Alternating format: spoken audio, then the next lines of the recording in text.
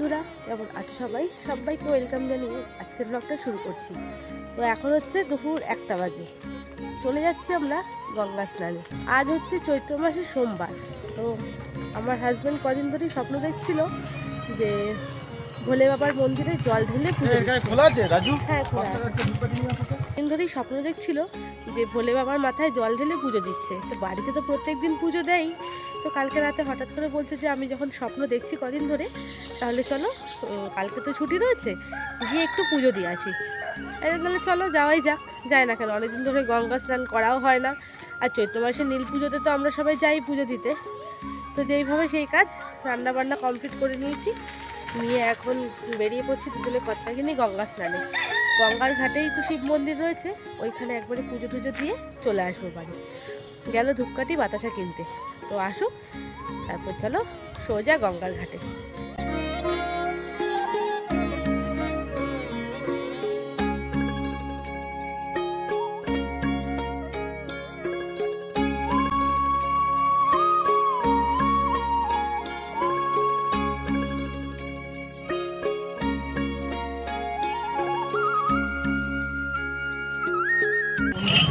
চলে এসছি আমরা গঙ্গার ঘাটে। এই দিক দিয়েও যাওয়া যায়, ওদিক দিয়েও যাওয়া যায়, যেদিক দিয়ে তুমি যাও। আমরা গেছিলাম কোন দিক দিয়ে স্নান করতে সোজা।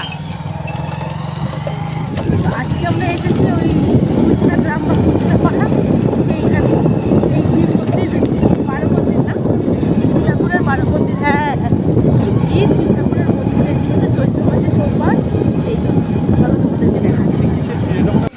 তো ভিড় হচ্ছে, এখানে গরিবদেরকে খাওয়াচ্ছে। মানে এখানে হয়তো খাওয়ার সপ্তাহে প্রত্যেক দিন না কি সেটাও আমি জানি না, তো সেই জন্যই ভিড়। তো আমরা চলে এসেছি গঙ্গার ঘাটে। এই মন্দিরটা তোমাদেরকে আগের ভিডিওতে দেখিয়েছিলাম। গোপাল বসির, এই হচ্ছে গঙ্গার ঘাট, তোমরা দেখেছো আগের ভিডিওতেও আমার। এই হচ্ছে সেই মন্দির, তোমাদেরকে তো আগে দেখিয়েছিলাম। চলো, কোথায় স্নান করবে বুঝতে পারছে না, এই পাশে করবে নাকি ওই পাশে ঘাট দিয়ে নামবে। এখান থেকেও করা যায়। সাধারণ মানুষরা যা দান ধ্যান করে, সেই দানের থেকেই কিন্তু প্রত্যেক সোমবার আর বুধবার কি বৃহস্পতিবার, হয়তো আমি সঠিকটা ঠিক জানি না, সেইখান থেকে সর্বসাধারণকে খাওয়ানো হয়, বিশেষ করে যারা গরিব রয়েছে তাদেরকে। তো সেইখানেই কিন্তু খাওয়ার জন্য সবাই প্রায় বসে পড়েছে। রোজ দেয় না, তাহলে সোমবারকে কি দিল আজকে? ভাত, ক্ষীর, তরকারি। ভাত, তরকারি আর ক্ষীর। তোরা এখানে প্রত্যেক সপ্তাহে আসিস? ভালো লাগে খেতে? তুই পাসনি? এই তো দিয়েছে তোকেও, যা বাড়ি গিয়ে সব খেয়ে নে।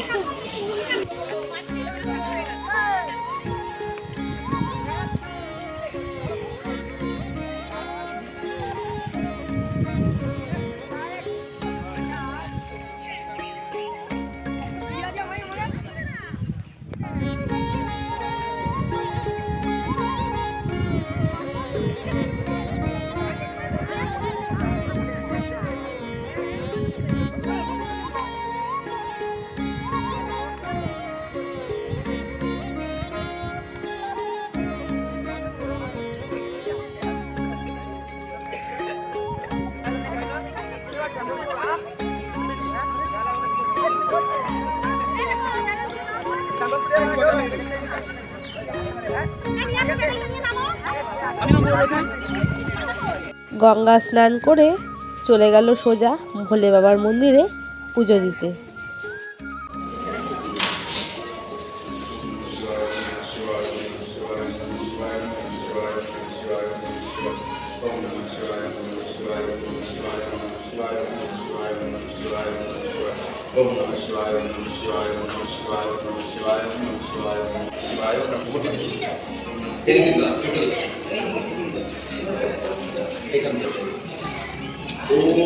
शिवाय नमो शिवाय नमो शिवाय नमो शांताय नमो शुद्धि नमो परशिवाय नमो ओम शांत शिवाय नमो ओम पार्वती हर हर महादेव।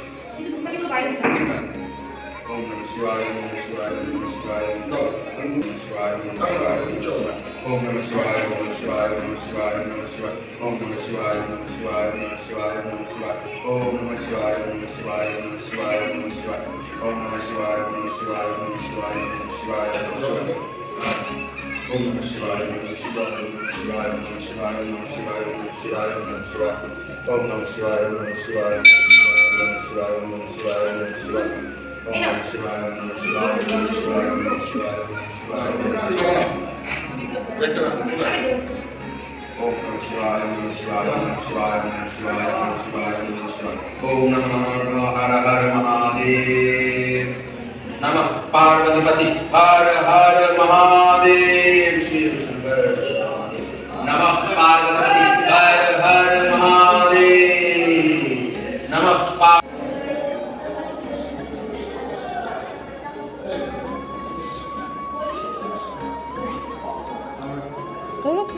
এই দাদাটা কিন্তু এতক্ষণ ধরে মন্দিরে বসে পুজো করছিল।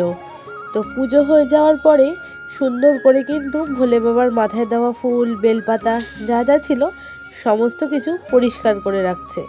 এই রকম চিন্তাভাবনা নিয়ে যদি আমরা চলি তাহলে কিন্তু মন্দির আর সহজে নোংরা হয় না, পরিষ্কার থাকে।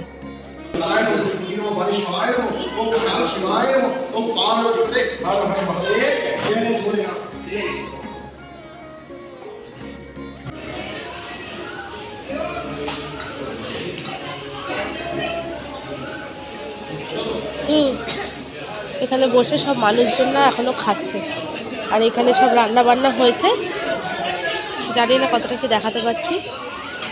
সব দিচ্ছে এখানে কি কি রান্না হয়েছে সামনে থেকে তোমাদেরকে একটু দেখিয়ে দিই। তো এখানে দেখতেই পাচ্ছ বিশাল বড় কড়াইতে কিন্তু একটা আলু ঠালু সব রকম সবজি দিয়ে তরকারি করা হয়েছে, তার সঙ্গে রয়েছে ভাত, আর ওইদিকে দিচ্ছিল কিন্তু ডাল, চিপস আর পায়েস।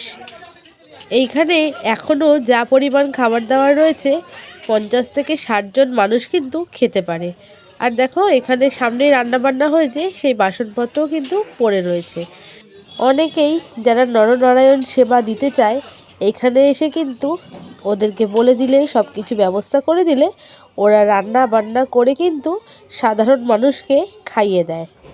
আর রান্নাগুলো দেখে কিন্তু খুবই লোভ লাগছিল। যেহেতু সানার পাপার পুজো এখনও কমপ্লিট হয়নি সেই জন্য কিন্তু খেতে পারলাম না, না হলে আমারও খুব ইচ্ছে ছিল এই প্রসাদ খেয়ে আসার। এইদিকে ওর পাপা গেছিলো একটু মা কালীকে নমস্কার করতে, মন্দির যেহেতু বন্ধ ছিল তাই বাইরে থেকে নমস্কার করে চলে আসলো। পুজো দেওয়া কমপ্লিট হলো, বেশ ভালোভাবে পুজো দিলাম। আর ওইখানে মায়ের মন্দিরটা এখন বন্ধ হয়ে গেছে, ও গিয়ে নমস্কার করে চলে আসলো। তো এখন যেহেতু ভেজা গায়ে রয়েছি, জামা কাপড় আনিনি, এবার সোজা চলে যাব বাড়ি। আর এখনও ভেতরে এত রান্নাবান্না রয়েছে, মানে প্রচুর লোক খাচ্ছে, লোক আসছে খাচ্ছে প্রচুর, মানে হয়তো বিকেল 3:30 4টে অবধি এই খাওয়া দাওয়া কন্টিনিউ চলবে। এখানে দোকানগুলো সব এখন সাজানো হচ্ছে, এখনও খোলেনি, যেহেতু গরম পড়ে গেছে না, এখন গরমের জন্য আর খোলে না, তাই না? এই যে এই দোকানটাও বন্ধ। চলে আসলাম গঙ্গার ঘাট থেকে বাড়িতে, আর রাস্তায় এত রোদের পরিমাণ যে জামা কাপড় পরে তো স্নান করলাম, পুরো জামা কাপড় শুকিয়ে গেছে, পুরো গা হাত ফাত একদম শুকনো। স্কার্ফটাও প্রায় অর্ধেকের বেশি শুকিয়ে গেছে, গায়ের জামাটা যেহেতু কটন পুরো শুকনো হয়ে গেছে। আর চুলের কথা তো ছেড়েই দাও। চলো তাহলে যাই, গিয়ে ভেজা তো নেই, হাফ শুকিয়েই গেছে, জামা কাপড়গুলো তাহলে চেঞ্জ করে নিই।